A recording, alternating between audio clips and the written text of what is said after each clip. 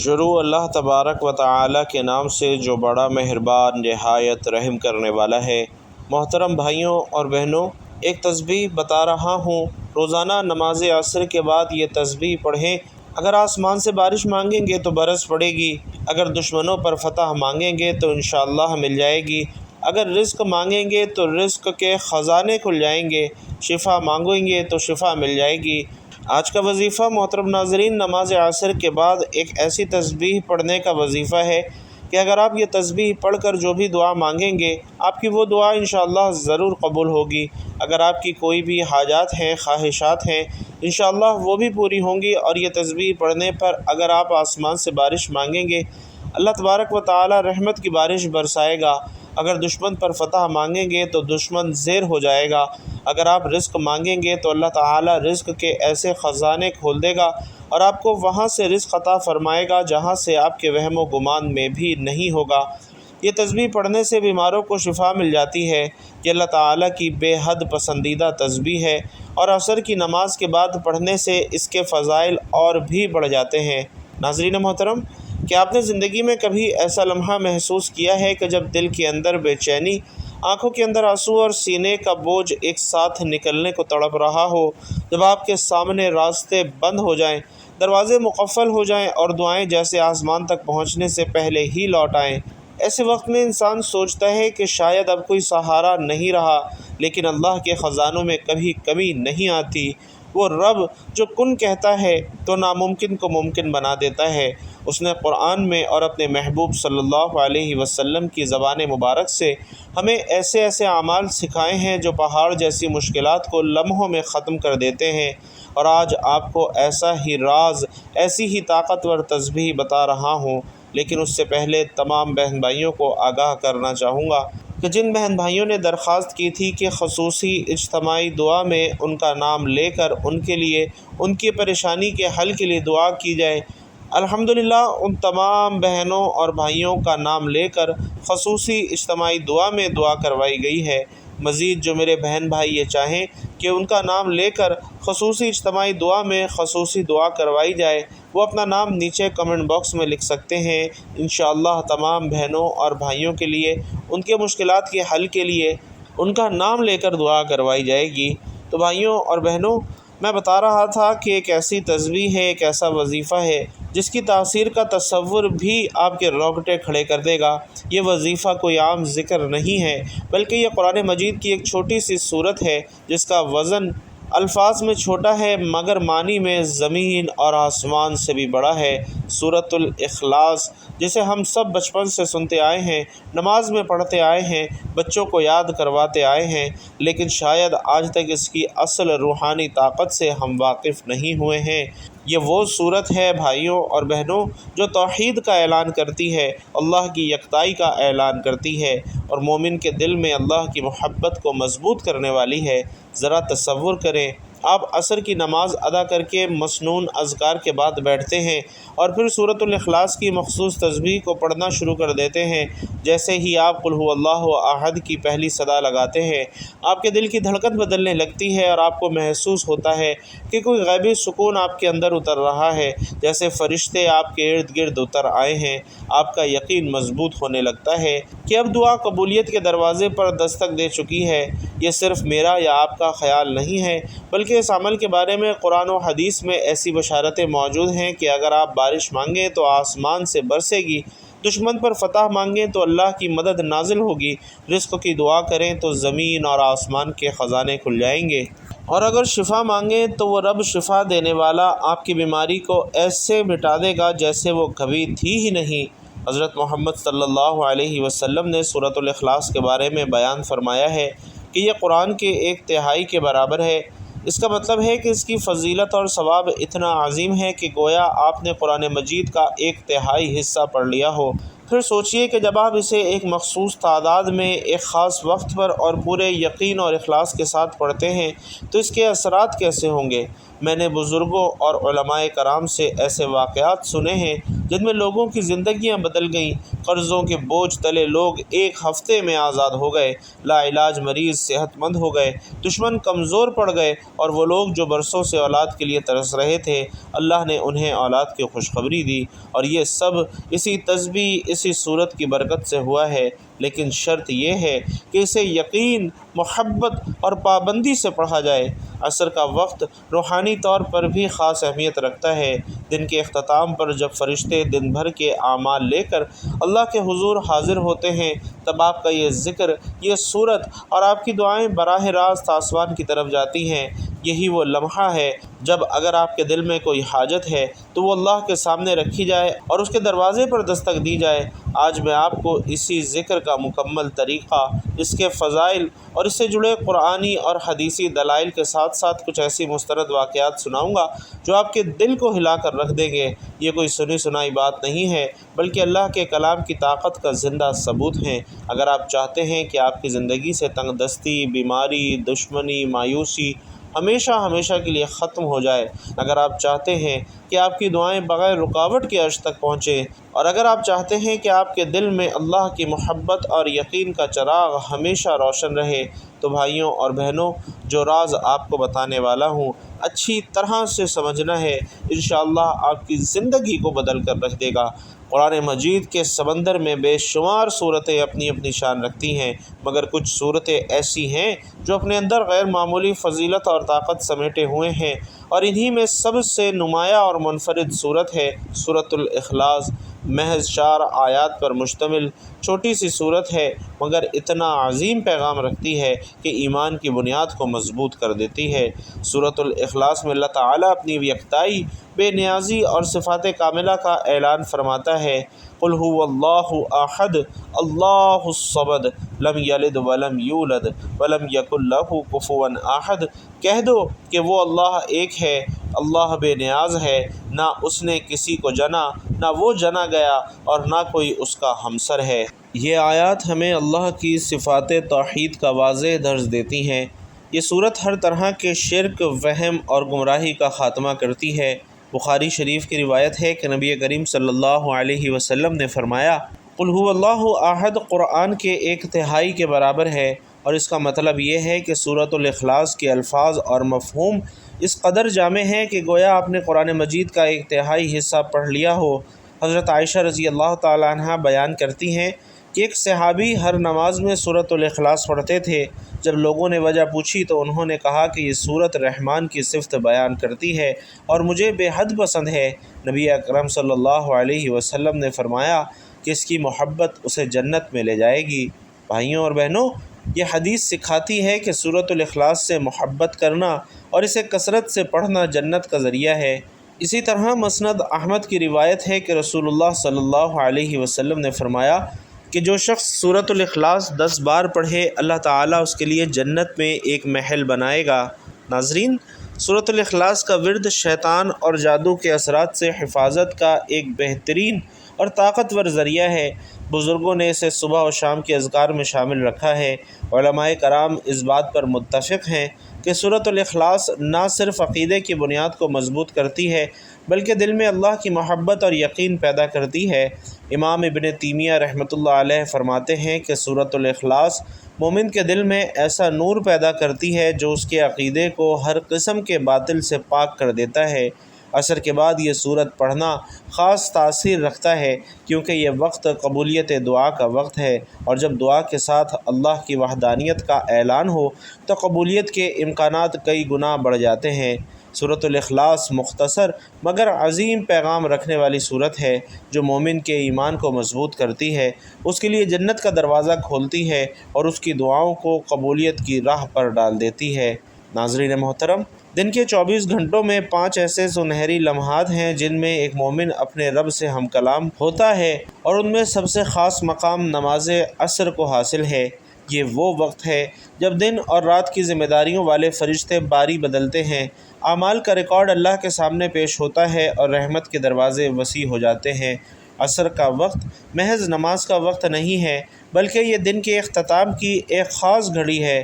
یہ وہ وقت ہے جب مومن کی دعائیں، اس کے اذکار اور تسبیحات قبولیت کی راہوں پر چل پڑتی ہیں۔ حدیث مبارکہ میں آتا ہے کہ فرشتے تمہارے پاس باری باری آتے ہیں، دن کے فرشتے اور رات کے فرشتے، وہ فجر اور عصر کی نماز میں اکٹھے ہوتے ہیں، پھر جو تمہارے ساتھ رہے وہ اللہ کے پاس جاتے ہیں اور اللہ ان سے پوچھتا ہے کہ میرے بندوں کو کس حال میں چھوڑا؟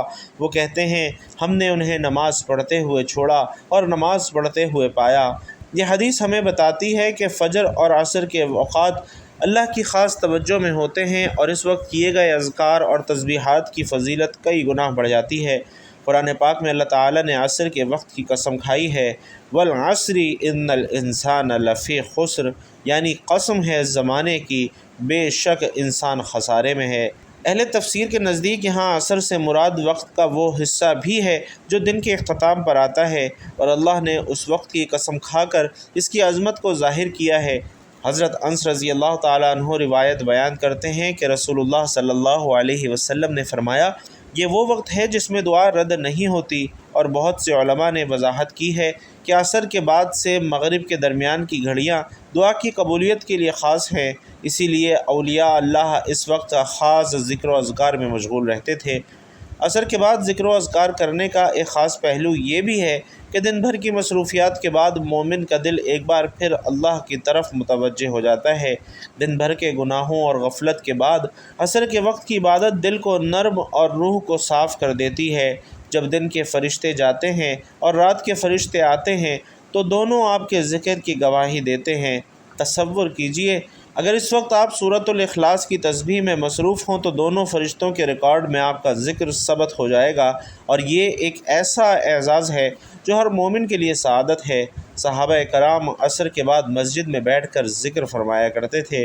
حضرت عبداللہ ابن مسعود رضی اللہ تعالیٰ عنہ فرمایا کرتے تھے کہ جو بندہ عصر کے بعد ذکر الہی میں بیٹھا رہے تو اللہ اس کے لیے جنت میں ایک مقام تیار کرتا ہے۔ ناظرین، جب ہم سورۃ الاخلاص کو عصر کے بعد پڑھتے ہیں تو اس کے دو بڑے فائدے ہوتے ہیں۔ ایک، عصر کا وقت خود قبولیت کا وقت ہے، اور دوسرا سورۃ الاخلاص اللہ کی وحدانیت کا اعلان ہے جو دعا کو مزید مضبوط بنا دیتا ہے۔ یہی وجہ ہے کہ اس عمل کو اختیار کرنے والے اکثر لوگ اپنی حاجات کی جلد قبولیت دیکھتے ہیں۔ ایک بزرگ بیان کرتے ہیں کہ ایک بار قحط کے دن تھے، لوگ بارش کے لیے دعا کر رہے تھے لیکن بارش نہیں ہو رہی تھی۔ ایک شخص نے عصر کے بعد سورۃ الاخلاص کی مخصوص تسبیح پڑھ کر دعا کی، اور اس کی دعا ختم ہوتے ہی آسمان پر بادل چھا گئے اور بارش برسنے لگی۔ لوگوں نے کہا کہ یہ اسی تسبیح کی برکت سے ہے۔ نبی کریم صلی اللہ علیہ وسلم نے فرمایا کہ جس نے دن میں 100 مرتبہ قل هو اللہ احد پڑھی، اس کے لیے خیر کے 70 دروازے کھل جاتے ہیں۔ بھائیوں اور بہنوں، یہ حدیث اس بات کا اشارہ ہے کہ سورۃ الاخلاص ہر حاجت، چاہے وہ رزق ہو، بارش ہو، شفا کے لیے ہو، دعا کی قبولیت کا ذریعہ بن سکتی ہے۔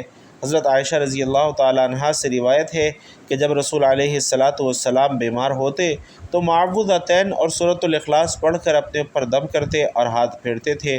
یہ ثبوت ہے کہ یہ سورت بیماری کے علاج کے لیے بھی انتہائی مسنون ہے۔ اللہ رب العزت فرماتا ہے، اور ہم نے آسمان سے پانی نازل کیا برکت کے ساتھ، اور سورۃ الاخلاص پڑھ کر بارش کی دعا کرنا اسی قرآنی سنت کے مطابق ہے کہ ہم وسیلہ بنائیں اللہ کی رحمت کا۔ قرآن میں ہے کہ اللہ مومنوں کا دوست ہے، وہ انہیں اندھیروں سے روشنی کی طرف نکال لاتا ہے، اور سورۃ الاخلاص کا ورد دشمن کی سازشوں کے اندھیروں سے نکلنے اور فتح پانے کا ذریعہ ہے۔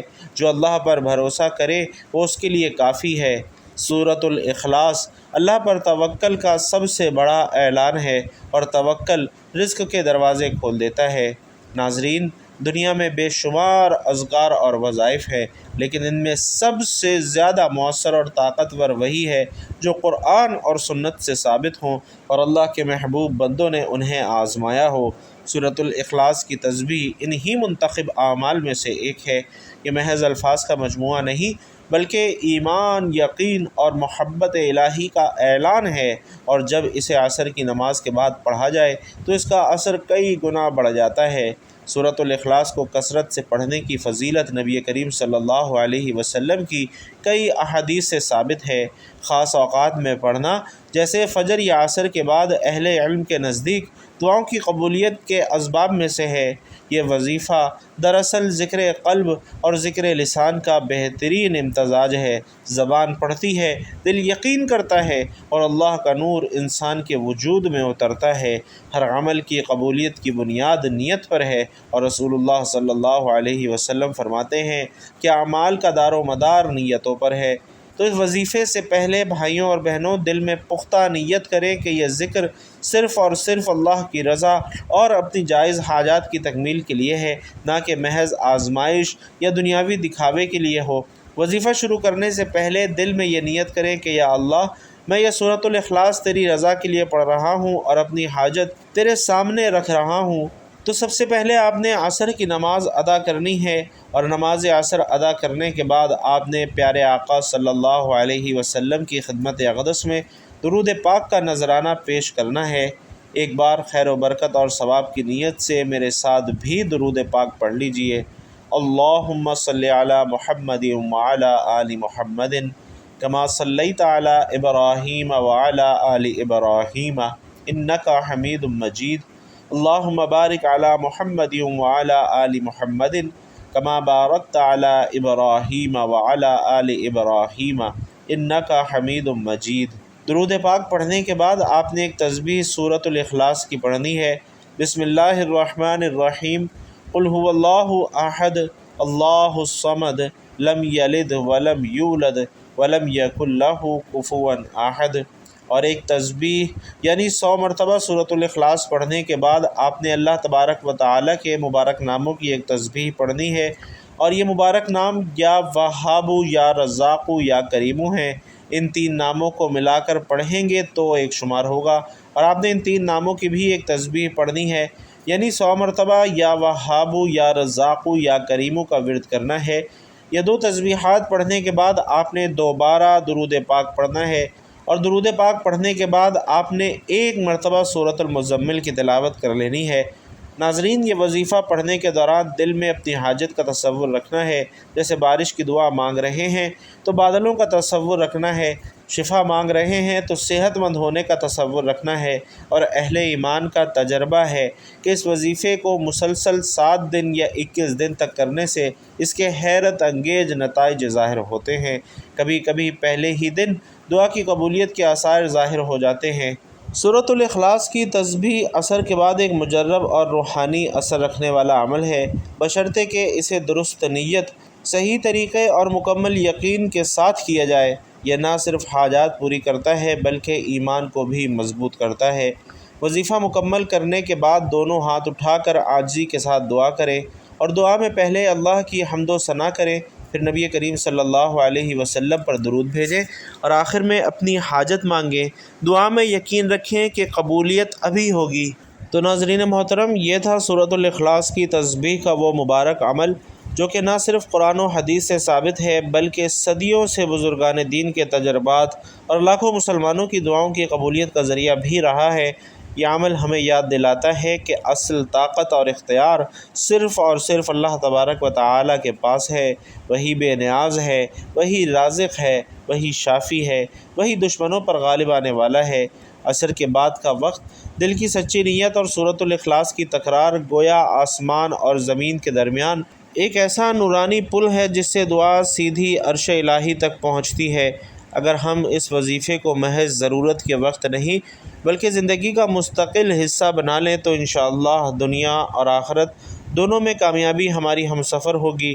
یہ ایک پکار ہے دل کی گہرائیوں سے رب کی طرف یقین کے ساتھ، اور جب یقین کامل ہو تو رحمت کے دروازے خود بخود کھل جاتے ہیں۔ اللہ تبارک و تعالیٰ سے دعا ہے کہ میرا سنانا اور آپ کا سننا اپنی بارگاہ میں قبول و منظور فرمائے۔ جو مانگا وہ بھی مقدر فرمائے، جو نہیں مانگ سکے بن مانگے عطا فرمائے۔ اللہ تعالیٰ ہم سب کو نیکی کی بات سننے، سمجھنے اور اس پر عمل کرنے کی طاقت اور توفیق مرحمت فرمائے، آمین یا رب العالمین۔ اور بھائیوں اور بہنوں، ایک مرتبہ پھر یاد کرواتا چلوں کہ جو بھائی بہن چاہتے ہیں کہ ہماری خصوصی اجتماعی دعا میں ان کا نام لے کر دعا کروائی جائے، وہ نیچے کمنٹ باکس میں اپنا نام لکھ سکتے ہیں۔ اللہ تبارک و تعالی آپ سب کا حامی و ناصر ہو، آمین یا رب العالمین۔